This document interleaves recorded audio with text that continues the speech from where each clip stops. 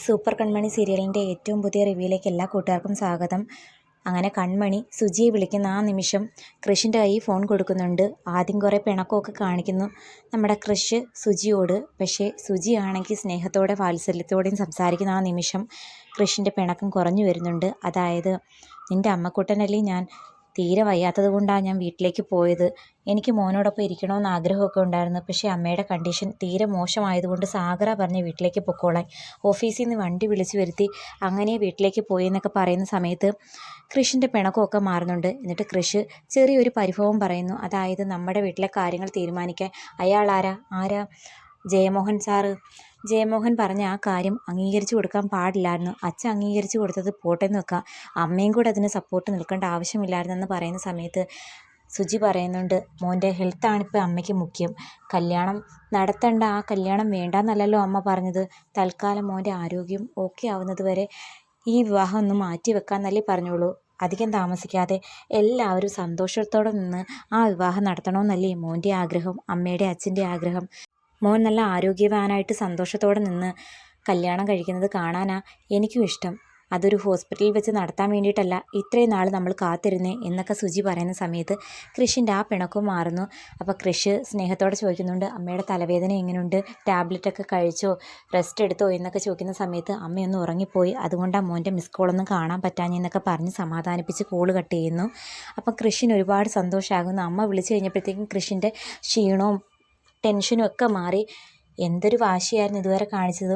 കൊച്ചു പിള്ളേർ അമ്മയോട് സംസാരിക്കുന്നില്ല, പിണക്കാന്ന് പറയുന്നത് പോലെ കാണിക്കാൻ നാണമില്ലേ എന്നൊക്കെ കൺമണി കളിയാക്കി ചോദിക്കുന്ന സമയത്ത് ഞാൻ അമ്മയുടെ കാര്യത്തിൽ ഒരല്പം പൊസസീവാണെന്നും അമ്മ എന്നോട് മിണ്ടിയില്ലെങ്കിലോ പറഞ്ഞില്ലെങ്കിലോ എനിക്കത് താങ്ങാൻ പറ്റുന്ന കാര്യമല്ലെന്നൊക്കെ പറയുന്നു. അങ്ങനെ ഒടുക്കം ഫുഡൊന്നും നേരെ ചോന് കഴിക്കാത്ത കൃഷാണെങ്കിൽ കൺമണിയെ പറഞ്ഞു വിട്ട് ക്യാൻറ്റീനിൽ നിന്ന് പബ്സും ഷേക്കും ഒക്കെ മേടിക്കാനായിട്ട് പറഞ്ഞു വിടുന്നു. അങ്ങനെ ഫുഡൊക്കെ കഴിക്കാൻ തുടങ്ങുന്നു. എന്നാൽ സുജിയുടെ മനസ്സിൽ ചെറിയൊരു ടെൻഷനും നീറ്റലും ഉണ്ട്. എന്തൊക്കെ പറഞ്ഞാലും പെട്ടെന്ന് ഈ സത്യങ്ങളൊക്കെ അറിഞ്ഞപ്പോൾ അതിൻ്റെ ഒരു പരിഭവമാണ് കൃഷിനോട് പോലും കാണിച്ചത്. കൃഷിനെ പൂർണ്ണമായിട്ട് വെറുക്കാനും പറ്റുന്നില്ല, എന്നാൽ ഉൾക്കൊള്ളാനും പറ്റാത്ത അവസ്ഥയിൽ സുജിയാണെങ്കിൽ മനസ്സ് വിഷമിക്കുന്നു. അതിനുശേഷം കാണിക്കുന്നത് നമ്മുടെ സാഗറാണെങ്കിൽ ദേവ്ജിയോട് തൻ്റെ വിഷമം ഷെയർ ചെയ്യാനായിട്ട് പുറത്ത് വെച്ച് മീറ്റ് ചെയ്യുന്നുണ്ട്. സുജി സത്യങ്ങൾ അറിഞ്ഞതിന് ശേഷം കൃഷിനോട് ഒരല്പ അകലം പാലിക്കുന്നു എന്നൊരു കാര്യത്തിൽ എനിക്ക് സംശയമുണ്ട്. ഒരല്പ അകലം കാണിച്ചാൽ പോലും അത് കൃഷി സഹിക്കില്ലെന്നുള്ള കാര്യവും എനിക്ക് ഉറപ്പുണ്ട്. ഒരമ്മയല്ലേ അവൾ, ഇത്രയും നാൾ സ്നേഹിച്ച് വളർത്തിയ മകനെ ഇത്ര പെട്ടെന്ന് അങ്ങ് തള്ളി പറയാൻ പാടുണ്ടോ എന്ന് പറയുമ്പോൾ അമ്മയുടെ സ്നേഹത്തെ അളക്കാൻ നമ്മൾ ആരുമല്ല. സുജിയെ സംബന്ധിച്ച് ഇത്രയും വർഷം അറിയാതിരുന്നൊരു സത്യം പെട്ടെന്ന് അറിയുമ്പോഴുള്ളൊരു ഷോക്കും മാത്രമല്ല, താൻ ജന്മം നൽകിയ തൻ്റെ സ്വന്തം ചോരയിലുള്ള കുഞ്ഞ് ജീവനോടെയുണ്ട്, താൻ വളർത്തിയ കുഞ്ഞ് തൻ്റെ ആരുമല്ലെന്നറിയുമ്പോൾ ആ ഒരു ഷോക്കാണ്. ഉറപ്പായിട്ടും സുജിക്ക് കൃഷിനെ തള്ളിക്കളയാനൊന്നും പറ്റില്ല. കാരണം സുജി അമ്മയായത് ബലരാമന് ജന്മം നൽകിയപ്പോഴാണെങ്കിലും ശരിക്കും മാതൃത്വം എന്താണെന്ന് അനുഭവിച്ചത് കൃഷിനെ വളർത്തിയപ്പോഴാണ്. ഒരു മകൻ എങ്ങനെയായിരിക്കണം, മകനോടുള്ള സ്നേഹവും മകൻ അമ്മയോടുള്ള സ്നേഹമൊക്കെ സുജി മനസ്സിലാക്കിയതും അനുഭവിച്ചതുമൊക്കെ കൃഷിയിൽ നിന്നാണ്. അതുകൊണ്ട് ഒരിക്കലും തള്ളിക്കളയാനോ തള്ളി പറയാനോ പറ്റില്ല. ഈക്വലായിട്ട് തന്നെ രണ്ടുപേരെയും കാണുന്ന ആ ഒരു നിമിഷം എത്തും. നിങ്ങളുടെ വീട്ടിലെ പഴയ കളിച്ചിരി അധികം മായാതെ വരാൻ സാഗറും കൂടി ഇടപെട്ട് നോക്കണം. കുടുംബത്തോടൊപ്പം കൂടുതൽ സമയം സ്പെൻഡ് ചെയ്യണമെന്നൊക്കെ ദേവ്ജി ഉപദേശിക്കുന്നുണ്ട്. അങ്ങനെ സാഗറാണെങ്കിൽ അതൊക്കെ അനുസരിച്ച് അതുപോലെ ഫോളോ ചെയ്യാൻ വേണ്ടിയിട്ട് തീരുമാനിക്കുകയും ചെയ്യുന്നു. അതേസമയം മാനസയാണെങ്കിൽ ഓഫീസിൽ നല്ല പിള്ള ചെമയാനുള്ള ആക്ടിങ് തുടർന്നുകൊണ്ടേയിരിക്കുന്നു. രണ്ട് പെൺകുട്ടികൾ ഡിസൈൻ വരച്ചു കൊണ്ടുവന്ന് കൊടുക്കുമ്പം ആദ്യം അതിന് വളരെ നല്ല ഡിസൈനാണെന്നൊക്കെ പറഞ്ഞ് ഒരുപാട് അഭിനന്ദിക്കുന്നു. എങ്കിലും കൃഷിൻ്റെ കൂട്ടുകാരനും ദേവ്ജിയും വന്ന് നിൽക്കുന്നത് കണ്ട് പെട്ടെന്ന് പ്ലേറ്റ് മാറ്റുന്നു. അതായത് സ്റ്റാഫ് ജോലിയിലൊന്നും കാര്യമായിട്ട് നോക്കുന്നില്ല, ഡിസൈൻ വരച്ചത് ചുമ്മാ പേര് കേൾപ്പിക്കാൻ വേണ്ടിയിട്ട് വരച്ചുകൊണ്ട് വന്നതാണെന്നും ലീവ് ചോദിച്ചാൽ അത് അനുവദിക്കത്തില്ല, അലിഗയിലെ ID കാർഡ് തൂക്കി നടക്കണമെന്നുണ്ടെങ്കിൽ അതിനൊരു യോഗ്യത വേണമെന്നൊക്കെ പറഞ്ഞ് ഭയങ്കര ഷൗട്ട് ചെയ്ത് വളരെ നല്ല പെണ്ണായിട്ട് ചെമയുന്ന സമയത്ത് കൃഷിൻ്റെ കൂട്ടുകാരൻ പോലും ഒരു നിമിഷം തെറ്റിദ്ധരിക്കുന്നുണ്ട് മാനസ ശരിക്കും മാറിയെന്ന്. അപ്പം ദേവ്ജി പറയുന്നു, മാനസിക ആൾ പെട്ടെന്നൊന്നും ആർക്കും വിശ്വസിക്കാൻ പറ്റില്ല, അവൾ മനസ്സിൽ മറ്റെന്തോ കണ്ടിട്ടാണ് ഇപ്പം ഈ നാടകം കളിക്കുന്നതെന്നുള്ള കാര്യം എനിക്ക് ഉറപ്പുണ്ടെന്ന് പറയുമ്പം കൂട്ടുകാരൻ പറയുന്നു, എനിക്കങ്ങനെ തോന്നുന്നില്ല. കാരണം മുമ്പൊരിക്കൽ കൺമണിയുടെ ഡിസൈന് വേണ്ടിയിട്ട് അച്ഛനോട് വാദിച്ചതും പിന്നെ സേവ് ദ ഡേറ്റ് ഫോട്ടോഷൂട്ടിനിടയ്ക്കുണ്ടായ പ്രശ്നങ്ങളും ഈ കാര്യവും എല്ലാം കൂട്ടി ആലോചിക്കുമ്പം മാനസ ശരിക്കും മാറിയെന്നാണ് എനിക്ക് തോന്നുന്നത്. മാനസയാ, എനിക്കങ്ങനെ വിശ്വസിക്കാൻ പറ്റുന്നില്ല എന്ന് പറഞ്ഞ് ദേവ്ജി അങ്ങ് പോകുന്നുണ്ട്. ദേവ്ജി എന്നിട്ട് സാഗറിനെ വിളിക്കുന്നു. നീ ഇപ്പോൾ എവിടെയാ? വീട്ടിലാ? സുജിയോടൊന്ന് സംസാരിച്ച് ഒന്ന് കോംപ്രമൈസ് ആക്കിയതിന് ശേഷം ഹോസ്പിറ്റലിലെ കാര്യവും റെഡി ആയതിന് ശേഷം ഞാൻ ഓഫീസിലേക്ക് വന്നേക്കാമെന്ന് പറയുമ്പോൾ എത്രയും പെട്ടെന്ന് വാ, ഇവിടെ ചിലവരുടെ ആക്ടിങ് എനിക്ക് സഹിക്കാൻ പറ്റുന്നില്ലെന്ന് പറയുമ്പം സാഗർ ചോദിക്കുന്നു, ജയമോഹനാണോ? ജയമോഹനല്ല, അച്ഛനും മോളും എല്ലാം കണക്കാണെന്ന് ദേവ്ജി പറയുന്നു. അപ്പം സാഗറിന് മനസ്സിലാകുന്നു മാനസ എന്തൊക്കെയോ അവിടെ നടത്തി കൂട്ടുന്നുണ്ടെന്ന്. ഗോകുലാണെങ്കിൽ സ്കൂളിൽ പോകാൻ റെഡിയായിട്ട് വരുന്ന സമയത്ത് സോഫയിൽ ഇങ്ങനെ ആലോചിച്ചുകൊണ്ടിരിക്കുമായിരുന്നു ധനലക്ഷ്മിയുടെ അമ്മ. അപ്പം ഗോകുൽ വരുന്നത് കണ്ട് പെട്ടെന്ന് കിച്ചണിലേക്ക് ചെല്ലുന്നു. ഇതാ പറ്റിയ സമയമൊന്നും, നിനക്ക് പറയാനുള്ളത് ഇപ്പം തന്നെ പറഞ്ഞ് അവനെ മനസ്സ് മാറ്റാൻ പറഞ്ഞു കൊടുക്കുന്നുണ്ട്. അതും പ്രകാരം നമ്മുടെ ധനലക്ഷ്മി ആണെങ്കിൽ പണ്ടത്തെ പോലെ നല്ല ഭംഗിയായിട്ട് ആക്ട് ചെയ്യുന്നു.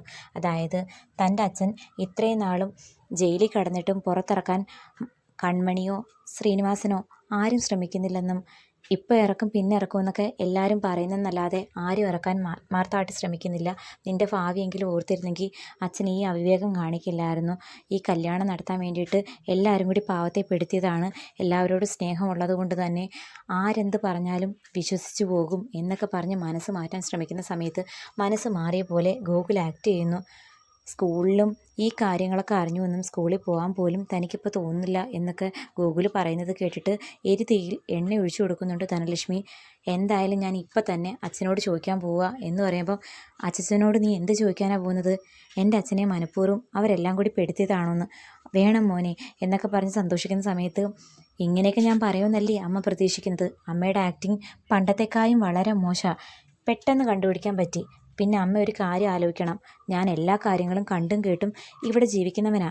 എനിക്കും മനസ്സിലാവും അമ്മയുടെ ആക്ടിങ്ങും അച്ഛൻ ആരാണെന്നും അപ്പ ആരാണെന്നും അച്ഛൻ ആരാണെന്നും. അതുകൊണ്ട് പ്രത്യേകിച്ച് ആരുടെയും സ്വഭാവം എന്നോട് പറഞ്ഞു തരണ്ടെന്ന് പറഞ്ഞ് ഗോകുലാണെങ്കിൽ കളിയാക്കിയിട്ട് പോകുന്നു.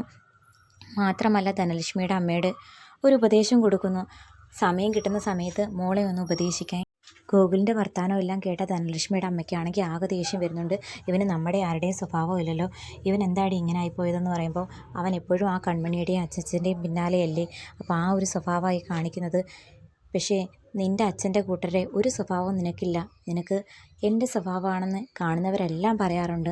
അതുപോലെ നിനക്ക് അവനെ മാറ്റിയെടുത്തൂടെ, നിൻ്റെ വളർത്തു ദോഷമാണെന്നൊക്കെ പറയുന്ന സമയത്ത് എനിക്ക് ആ ചെറുക്കനോടൊന്നും പറയാൻ പോലും പേടിയാണ്. എന്തെങ്കിലും പറഞ്ഞു കഴിഞ്ഞാൽ അവൻ നമ്മളെ കളിയാക്കും. അവൻ്റെ ഓരോ ചോദ്യത്തിനും എനിക്ക് മറുപടി പറയാൻ പറ്റില്ലെന്നൊക്കെ പറയുമ്പോൾ, ഞാൻ എന്തായാലും കുറച്ച് നാൾ ഈ വീട്ടിൽ കാണും.